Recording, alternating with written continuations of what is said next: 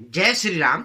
सभी प्यारे प्यारे भक्तों को गाय वाले हनुमान जी की तरफ से बहुत बहुत शुभ आशीर्वाद। प्यारे भक्तों, आज का सुंदरकांड का पाठ ये हिंदी में जो शुरू हो रहा है, यहाँ से शुरू होता है कि जब विभीषण जी पंडितों, पुराणों और वेदों से अनुमोदित वाणी जो है रावण को बखान करके सुनाते हैं और कहते हैं कि सीता जी को जो है श्री रामचंद्र जी को वापस दे दो, इसी में आपकी भलाई है। तो रावण क्या कहता है कि हे मूर्ख, तू मेरे अन्न से पल रहा है और शत्रु का गुणगान कर रहा है। तो रावण कहता है कि कोई है यहाँ जो इनको भगाओ, इनके मृत्यु निकट आ गई है। इस प्रकार की वाणी रावण अपने भ्राता से कहता है और रावण कहता है कि जगत में ऐसा कोई है जिसे मैंने अपनी भुजाओं के बल से न जीता हो। मैं इतना बलवान हूं।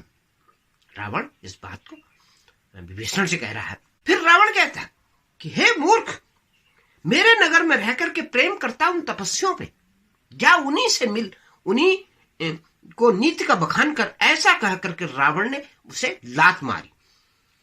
परंतु छोटे भाई विभीषण ने लात मारने पर बार बार उसके चरण पकड़े और कहा, शिव जी कहते हे उमा, संत की यही बड़ाई है और यही महिमा है कि वे बुराई करने पर वे बुराई करने वाले की भलाई ही किया करते। विभीषण ने कहा कि आप मेरे पिता के समान हैं, मुझे मारा तो अच्छा ही किया, परंतु हे नाथ, भला श्री राम जी के भजन करने में है, उनको भजने में ही। इतना कहकर के विभीषण अपने मंत्रियों के साथ लेकर के उन्हें आकाश मार्ग में गया और सबको सुना करके ऐसा कहने लगा, श्री राम सत्य संकल्प एवं सर्व समर्थ प्रभु है, और हे रावण, तुम्हारी सभा अब काल के बस में है, अतः मैं श्री रघुनाथ जी की शरण में जाता हूं, मुझे दोष न देना। इस प्रकार की बात विभीषण ने कही। क्या कहा? राम सत्य संकल्प प्रभु, सभा काल बस तोरी, मैं रघुबीर शरण अब जाऊं, देहु जानी जनी खोरी। अस कई चला विभीषण जबहि, आयुहीन भय सब तबहि। ऐसा कह करके विभीषण जी जो ही चले त्यों ही सब राक्षस आयुहीन हो गए, उनकी मृत्यु निश्चित हो गई। शिव जी कहते कि हे भवानी, साधु का अपमान तुरंत ही संपूर्ण कल्याण की हानि कर देता है। रावण ने जिस क्षण विभीषण को त्यागा, उसी क्षण वह अभागा वैभव ऐश्वर्य से हीन हो गया। विभीषण जी हर्षित होकर के मन में अनेकों मनोरथ लिए हुए श्री रघुनाथ जी के पास चले गए। वे सोचते जाते हैं कि मैं जाकर के भगवान के कोमल और लाल वर्ण के सुंदर सुंदर कमल चरण कमलों के दर्शन करूंगा, जो सेवकों को सुख देने वाले हैं, जिन चरणों का स्पर्श करके ऋषि पत्नी अहिल्या तर गई, और जो दंडक वन को पवित्र करने वाले हैं, जिन चरणों को जानकी जी ने हृदय में धारण करके रखा है, जो कपट मृग के साथ पृथ्वी पर उसे पकड़ने के दौड़े थे, और जो चरण कमल साक्षात शिव जी के हृदय रूपी सरोवर में विराजते हैं। मेरा अहोभाग्य है, आज मैं उन्हीं के दर्शन करूंगा। जिन चरणों की पादुकाओं को भरत जी ने अपने मन में लगा रखा है, आहा, आज मैं उन्हीं चरणों में जाकर के अपने नेत्रों से उनको देखूंगा। इस प्रकार से प्रेम सहित विचार करते हुए वे शीघ्र समुद्र के पार, जिधर श्री रघुनाथ जी की सेना थी, आगे वानरों ने विभीषण को आते हुए देखा। वानरों ने विभीषण को आते हुए देखा तो उन्होंने जाना कि शत्रु का कोई दूत आया हुआ है। उन्हें पहरेदार ठहरा करके सुग्रीव के पास आए। उन्होंने सब समाचार कह सुनाए।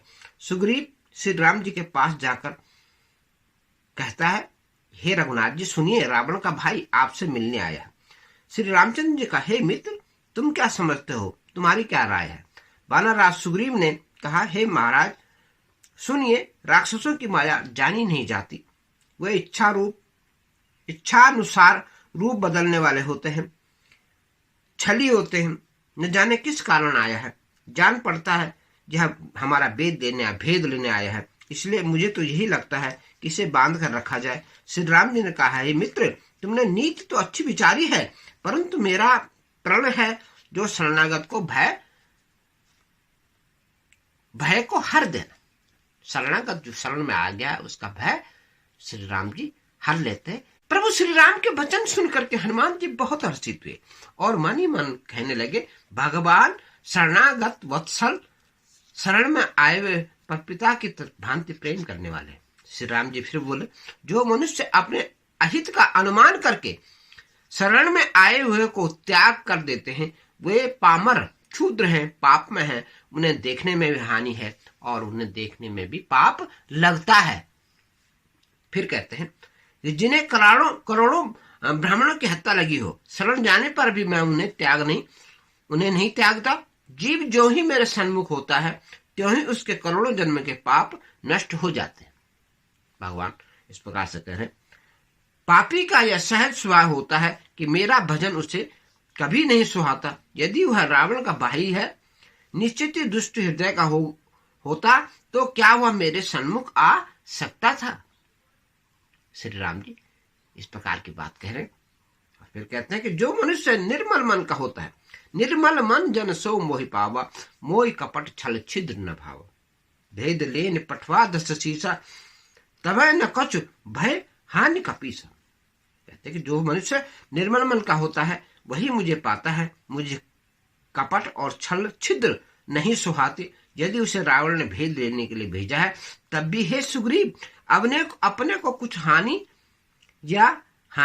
नहीं है, अपने को कुछ भी भय और हानि नहीं है, क्योंकि हे सखे, जगत में जितने राक्षस हैं, लक्ष्मण क्षण भर में उन सबको मार सकते हैं, और यदि भयभीत होकर वह मेरी शरण में आया है तो मैं उसके प्राणों की रक्षा अवश्य करूंगा।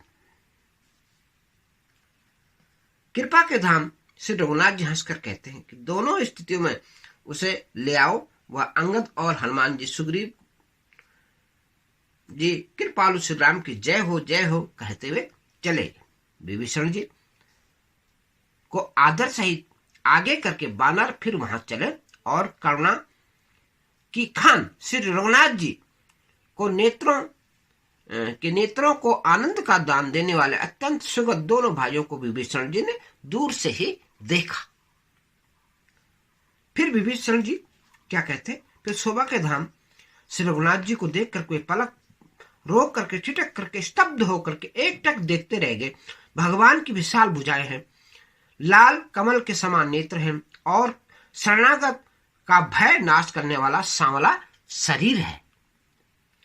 सिंह के समान दो विशाल कंधे हैं, वक्षस्थल चौड़ी छाती अत्यंत शोभायमान दे रहा है। असंख्य कामदेवों के मन को मोहित करने वाला मुख है। भगवान के स्वरूप को देखकर विभीषण जी ने नेत्रों में प्रेम आंसुओं का जल भर आया और वे शरीर से अत्यंत पुलकित हो गए।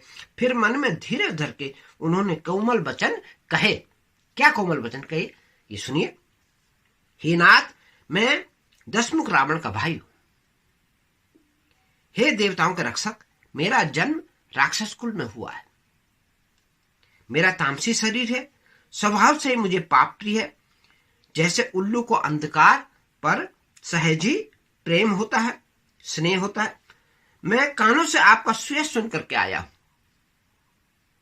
कि प्रभु आप भव जन्म मरण के भय का नाश करने वाले हैं।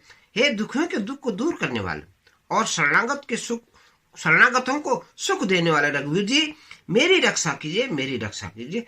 ऐसा वचन कह करके विभीषण जी जो है भगवान श्री राम के चरणों में गिर गए और दंडवत करके उन्होंने कहा कि अत्यंत हर्षित होकर तुरंत उठे। विभीषण जी को दीन वचन सुनने पर प्रभु के मन को बहुत भाए। उन्होंने अपनी विशाल भुजाओं से पकड़कर उनको हृदय से लगा लिया। आज का सुंदरकांड का पाठ आपको कैसे लगा? कमेंट में आप जरूर जय श्री राम, जय गाय वाले हनुमान अवश्य लिखिए। शेयर कीजिए, लाइक कीजिए और सब्सक्राइब कीजिए नए व्यूअर। तो आज यहीं पे सुंदरकांड समाप्त करते हैं।